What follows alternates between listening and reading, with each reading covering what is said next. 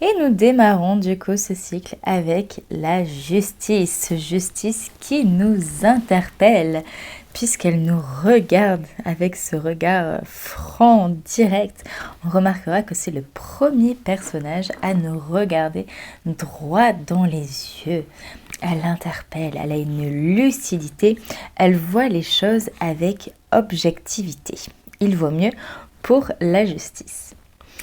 On remarquera qu'elle a un symbole solaire au niveau du troisième œil, finalement, au niveau du front, dans sa coiffe.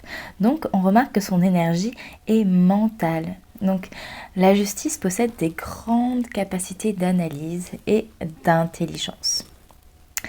Elle tient son épée en face de nous. Cette justice a comme un comportement d'agression. Elle peut avoir effectivement un petit côté cassant, un petit côté agressif, voire être sur la défensive. Elle représente l'équilibre avec sa balance, même si on voit que la balance n'est pas tout à fait équilibrée, puisque la justice triche. Elle refait remonter un petit peu sa balance avec son genou. Donc finalement, elle fait les choses comme ça l'arrange. La signification ici, c'est que la justice des hommes n'est pas fiable. Elle est raide et rigide comme l'arcane que nous avons en face de nous. Derrière elle, sur la droite de la carte du coup, il y a de l'indigo. C'est-à-dire que derrière elle se cache la plus haute spiritualité, celle qui est incarnée. Enfin, l'épée, c'est le verbe, le dialogue, la spiritualité dans la manière de parler. C'est aussi l'acte de se frictionner relationnellement au monde. C'est ce que fait la justice. Alors, on remarquera que la justice porte le chiffre 8, chiffre de l'infini, et on la retrouve finalement assez tôt dans le jeu sur les 21 arcanes, preuve que la justice des hommes est loin d'être infaillible et n'est pas du tout de l'ordre de la justice divine. Le 8, le Lemminskate, fait également penser au karma. Et la justice va nous parler bien sûr de tout ce qui est karmique, de tout ce qui est retour à l'envoyeur, de tout ce qui est retour de bâton. Et elle nous rappelle que tout ce que l'on sème, on le récolte. Au niveau des significations, la justice est l'arcane du raisonnement, du mental, de la réflexion. Aussi, elle peut avoir une tendance à être froide, cassante, tranchante dans ses aspects un petit peu plus sombres et en même temps faire preuve d'une très grande bienveillance et de beaucoup d'amour. Elle a une faculté pour voir les situations de manière objective, elle ne détourne pas le regard, elle regarde vraiment droit dans les yeux ce qu'il en est. Elle fait appel à la puissance de son intelligence et de son mental pour calculer, analyser, tirer des conclusions qui soient le plus objectives possible. Elle fonctionne avec une grande éthique, n'agissant que par rapport à ce qui lui semble juste, même si finalement elle a tendance à s'arranger. Cet arcane représente la loi de la cause à effet. Elle est là pour nous dire, est-ce que tu prends conscience des conséquences de tes actes ? Réfléchis à plusieurs fois à tes actes, car ils ont des conséquences. Elle nous interroge aussi sur quel est le véritable sens de la justice. Quelle est la justice qui permet d'acquérir la justice divine, puisque visiblement ce n'est pas celle des hommes. Voyons maintenant la personnalité de la justice. Alors, c'est en général une personne intelligente. On a vu le chakra au niveau du mental, c'est une personne qui analyse, qui a du discernement, qui a un sens critique. C'est une personnalité qui se veut juste, qui a un grand sens de l'éthique, du respect.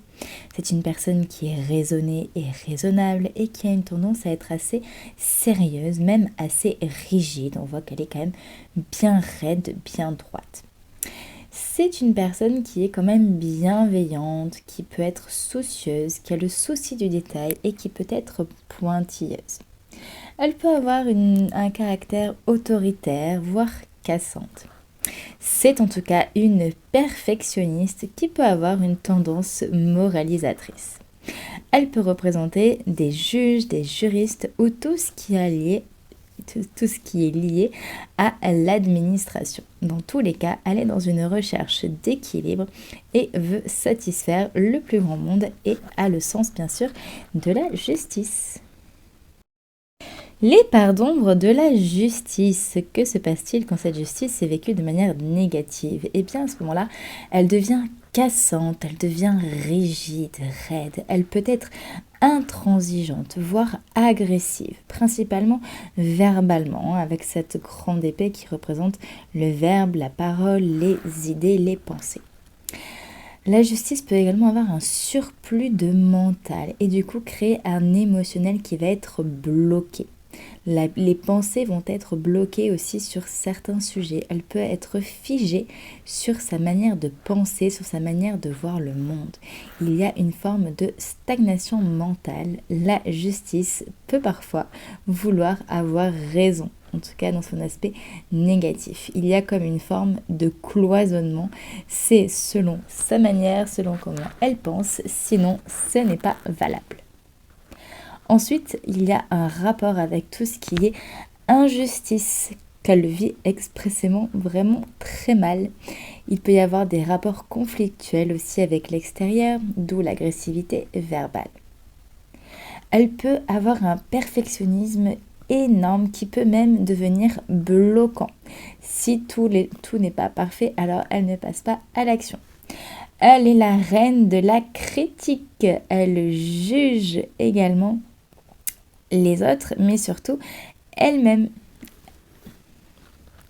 Elle peut faire preuve d'une grande insatisfaction et d'une grande frustration quand elle est vécue de manière négative. Elle peut également représenter un manque d'intelligence et un manque d'autorisation personnelle, ce qui entraîne de la culpabilité. Donc la justice peut être se sentir coupable, mais être aussi culpabilisatrice, voire castratrice.